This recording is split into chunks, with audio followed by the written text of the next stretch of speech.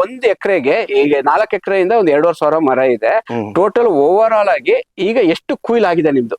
3 ಕೊಯ್ಲ್ ಆಗಿತ್ತು. 3 ಕುಯ್ಲಿಗೆ ಎಷ್ಟು ಹಸಿ ಅಡಿಕೆ ಬಂದಿದೆ?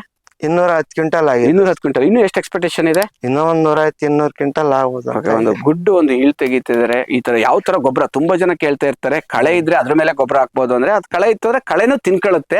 ಅದನ್ನ ರೋಟ್ರಿ ಹೊಡೆದು ನಿಮಗೆ ಆರಾಮಾಗಿ ಈ ತರ ನೋಡಿ ಸಾರ್ ತರ ಸಿಂಪಲ್ ಆಗಿ ಓವರ್ ಆಲ್ ಆಗಿ ಗೊಬ್ಬರ ಹಾಕಕ್ ಪ್ರೊಸೆಸ್ಗೆ 2,000 ಎಲ್ಲ ಓವರ್ ಆಲ್ ಒಂದು ಎಷ್ಟು ಎಕ್ಸ್ಪೆಂಡಿಚರ್ ಬರುತ್ತೆ? ಅದು ಎಲ್ಲ ಒಂದು 10,000ದಾಗ ಆಗ್ತದೆ. 10,000 ಒಳಗಡೆ ಸಾರ್ ಒಂದು ಸಂಪೂರ್ಣವಾಗಿ 2,000 ಬರೀ ಗೊಬ್ಬರ ಹಾಕಕ್ ಅಷ್ಟು.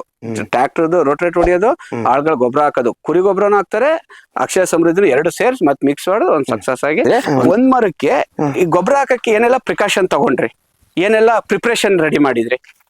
ಏನಿಲ್ಲ ಸರ್, ಫಸ್ಟ್ ಟ್ರ್ಯಾಕ್ಟರ್ ತಗೊಂಬಂದು ಎಲ್ಲ ಸೈಡ್ಗೆಲ್ಲ ಹಾಕೊಂಡ್ಬಿಟ್ಟು. ಈಗ ಹೆಚ್ಚು ಕಮ್ಮಿ ನಿಮ್ದು ಎಷ್ಟು ಎಕರೆ ತೋಟ ಇರೋದು? 4.5 ಎಕರೆ. 4.5 ಎಕರೆ ಅಕ್ಷಯ 4 ಎಕರೆ ತೋಟ ಇದೆ.